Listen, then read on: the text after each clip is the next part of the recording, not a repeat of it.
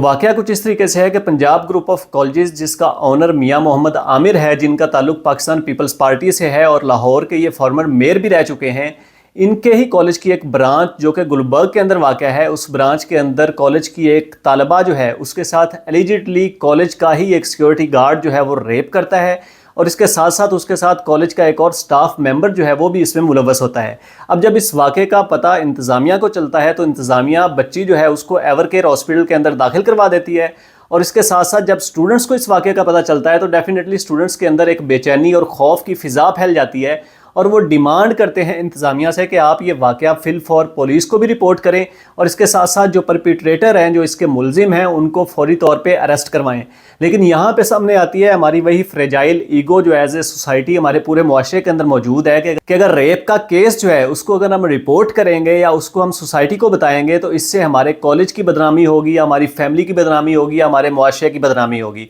तो इस बदनामी वाली ईगो जो है इससे बचने के लिए इंतज़ामिया जो है वो वाक़े को दबाने की कोशिश करती है। इंतज़ामिया जो है वो प्रॉपर थ्रेट करना शुरू कर देती है स्टूडेंट्स को कि अगर आप लोगों ने ये वाक़या किसी भी फॉरम पे रिपोर्ट किया तो हम आप लोगों के पेरेंट्स को बुला के आप लोगों को सस्पेंड कर देंगे। लेकिन यहाँ पे स्टूडेंट्स जो हैं वो बहादुरी का मुजाहरा करते हैं और स्टूडेंट्स जो है वो मुसलसल प्रेशर डालना शुरू कर देते हैं इंतज़ामिया के ऊपर कि आप फौरी तौर पर पुलिस को ये वाक़या रिपोर्ट करें। लेकिन इंतज़ामिया इसके बावजूद भी पुलिस को वाक़या रिपोर्ट नहीं करती। तो इसके बाद जो स्टूडेंट्स हैं वो मुख्तलिफ 3-4 कैंपसेस के अंदर जो उनके ग्रुप्स बने हुए हैं उन ग्रुप्स के थ्रू उन्होंने एहतजाज करना शुरू कर देते हैं। अब जब एहतजाज शुरू होता है तो यहाँ पे असल पावर का इंटरप्ले जो है वो शुरू होता है। मियाँ आमिर साहब जो हैं वो अपनी पावर इस्तेमाल करते हुए पुलिस, मीडिया और जितनी भी उनके पावर के स्ट्रक्चर्स हैं उनको हिलाते हैं और उनको हिलाने से वो जो स्टूडेंट पीसफुल प्रोटेस्ट कर रहे होते हैं उस प्रोटेस्ट के ऊपर लाठीचार्ज शुरू हो जाता है। और अभी भी सूरत हाल यही है कि पुलिस मुसलसल कोशिश कर रही है कि इस वाक़े को जितना हो सके दबाया जा सके,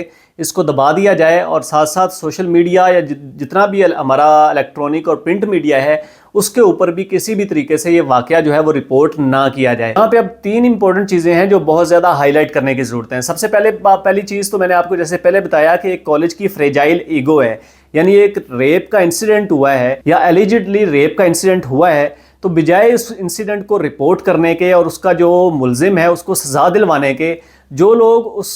रेप के इंसिडेंट के खिलाफ एहतजाज कर रहे हैं उन्हीं पे लाठीचार्ज करवाना शुरू कर दिया गया है।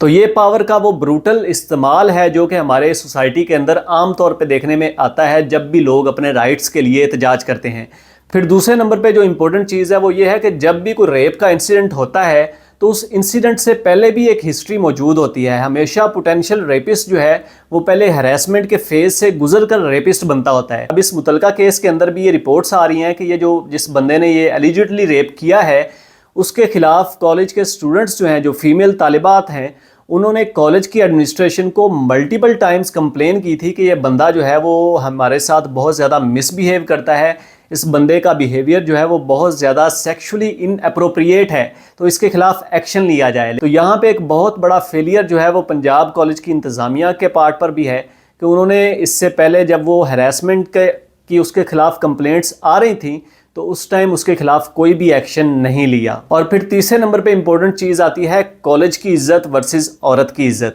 तो हमें ये समझने की ज़रूरत है कि यहाँ पे कॉलेज से मुराद आपकी फैमिली भी हो सकती है, आपका सर्कल भी हो सकता है, आपकी कंपनी भी हो सकती है, आपकी कॉरपोरेशन भी हो सकती है, या एज ए होल कोई भी आपका कंट्री हो सकता है। तो हमें ये समझने की ज़रूरत है कि जब भी कोई इस तरह का वाक़या हो जाए तो बजाय इसके कि हम एक इज़्ज़त वाली वो जो फ्रेजाइल ईगो है उसको पकड़ के बैठे रहें, हमें चाहिए कि हम फौरी तौर पे जो विक्टिम है उसके साथ खड़े हों, इशू को ज़्यादा से ज़्यादा हाईलाइट करें, हाईलाइट करके इस इशू के अंदर जितनी भी